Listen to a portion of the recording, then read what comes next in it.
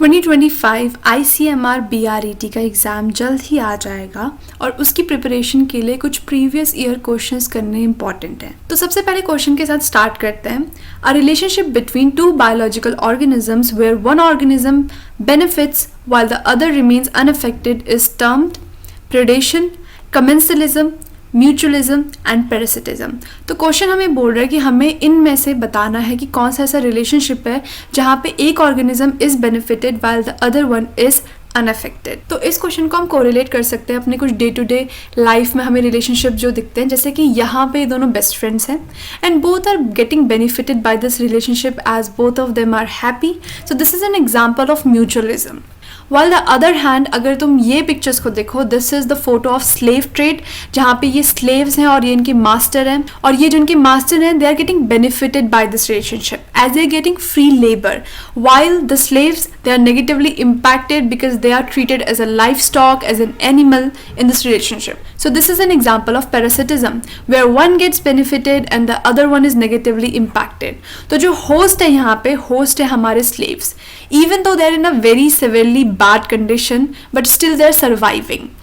On the other hand अगर मैं predation की बात करूँ, जहाँ पे एक प्रिडेटर होता है और एक प्रे होता है, जहाँ पे प्रिडेटर को बेनिफिट मिल रहा है जबकि प्रे जो है is negatively impacted by this relationship, तो उसको हम बोलते हैं प्रिडेशन। और प्रिडेशन में जो प्रे होता है इट डाइज। फिर बात करते हैं कमेंसलिज्म की। कमेंसलिज्म में एक को बेनिफिट हो रहा है और the other one is unaffected, जैसे कि barnacles and whales, cattle egrets and buffalo, cactus wren and the cactus, orchids that live on other plant, epiphytic plants, bait fish and manta rays, octocorals and brittle stars. These all are example of commensalism जहाँ पे एक को benefit हो रहा है और दूसरा one it is unaffected.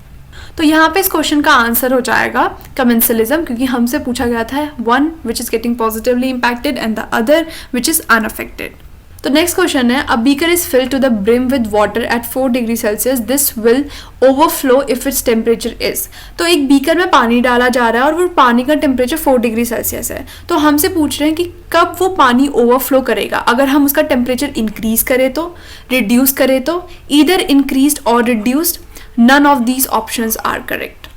तो देखो पानी की जो भी प्रॉपर्टीज है, यूनिक प्रॉपर्टीज, वो है हाइड्रोजन बॉन्ड्स की वजह से। जैसे जो आइस फ्लोट करती है वाटर के ऊपर, वो करती क्यों है? उसके हाइड्रोजन बॉन्डिंग की वजह से। मस्कीटोज जो है ये लैंड कर रहे हैं वाटर में और पानी धंस रहा है, ये पानी में पूरी तरीके से नीचे नहीं जा रहा है बिकॉज ऑफ हाइड्रोजन बॉन्डिंग। तो ये हाइड्रोजन बॉन्डिंग रिस्पॉन्सिबल होते हैं बहुत सारी अनयूजुअल प्रॉपर्टीज के लिए ऑफ वाटर।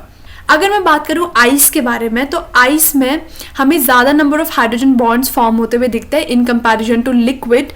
तो इसी वजह से जो आइस में वाटर मॉलिक्यूल्स हैं वो इक्वली प्लेस्ड होते हैं, और वहाँ पे अगर मैं देखूं तो डेंसिटी कम है क्योंकि ये फैले हुए हैं, इनका वॉल्यूम ज़्यादा है। जबकि यहाँ पे अगर मैं बात करूँ लिक्विड वाटर की, तो लिक्विड वाटर में ये एक साथ प्रेजेंट है, तो इनकी डेंसिटी कंपैरेटिवली जो है वो ज़्यादा है आइस से। अब देखो 4 डिग्री सेल्सियस टेम्परेचर है, 4 डिग्री सेल्सियस टेम्परेचर से अगर नीचे टेम्परेचर जाएगा तो डेंसिटी और कम हो जाएगी और वॉल्यूम और बढ़ेगा, तो पानी ओवरफ्लो होगा। और अगर मैं 4 डिग्री सेल्सियस टेम्परेचर से ऊपर कर दूँ टेम्परेचर, विच मीन्स टेम्परेचर जब तुम इंक्रीज करोगे तो वाइब्रेट ज़्यादा करेंगे मॉलिक्यूल्स, फास्टर मूव करेंगे मॉलिक्यूल्स। तो जो डेंसिटी का फॉर्मूला है that is P is equals to M divided by V, जहाँ पे हम मास तो चेंज नहीं कर रहे क्योंकि मैं पानी वहाँ पे ऐड नहीं कर रही हूँ, लेकिन जो वॉल्यूम है वो इंक्रीज होगी क्योंकि मॉलिक्यूल्स फास्ट मूव कर रहे हैं। तो अगर मैं 4 डिग्री सेल्सियस टेम्परेचर से नीचे टेम्परेचर दे रही हूँ या फिर टेम्परेचर ज़्यादा कर रही हूँ, तो दोनों केसेस में पानी ओवरफ्लो होगा। तो इस क्वेश्चन का आंसर हो जाएगा ईदर इंक्रीज्ड और डिक्रीज्ड। अब नेक्स्ट क्वेश्चन है, mangoes can be ripened quickly by using calcium carbide, calcium carbonate, calcium chloride या फिर कैल्शियम सल्फाइड। देखो ये वाला स्लाइस का ऐड तो हर किसी ने देखा ही है, और ये अपीलिंग मैंगोज भी बहुत अच्छे होते हैं, पर ये इतने अपीलिंग है क्यों, किसकी वजह से बने? तो हर किसी ने ये इथाइलिन नाम का हार्मोन तो सुना ही होगा जो कि राइपनिंग ऑफ फ्रूट में रिस्पॉन्सिबल होता है। तो वैसे ही है calcium carbide. Calcium carbide moisture के साथ रिएक्ट करके एसिटाइलिन गैस बनाता है, और ये एसिटाइलिन जो है ये सिंथेटिकली हम यूज़ करते हैं फ्रूट राइपनिंग में। अब क्योंकि ये एसिटाइलिन बन कैल्शियम कार्बाइड से रहा है, तो आंसर हो जाएगा इसका कैल्शियम कार्बाइड। यहाँ पे कैल्शियम कार्बोनेट जो है ये चौक में यूज़ होती है, कैल्शियम क्लोराइड एक सॉल्ट है, कैल्शियम सल्फाइड का इंडस्ट्रियल यूज़ होता है। तो आंसर हो जाएगा calcium carbide. Now next question is ethanol as a viable biofuel can be obtained from। तो इथेनॉल हमें इनमें से किस में से मिलेगा? अब जितने भी यहाँ पे ऑप्शंस हैं इन सब में सुक्रोज तो प्रेजेंट है ही, लेकिन सुक्रोज सबसे ज़्यादा किस में प्रेजेंट है ये देखना पड़ेगा, क्योंकि इथेनॉल बनाने के लिए मुझे ऑब्वियसली एक शुगर चाहिए जिसका फर्मेंटेशन होगा एंड देन इथेनॉल बनेगी एंड CO2 रिलीज होगा, लेकिन मुझे देखना कि सबसे हाई कंटेंट ऑफ सुक्रोज किस में है।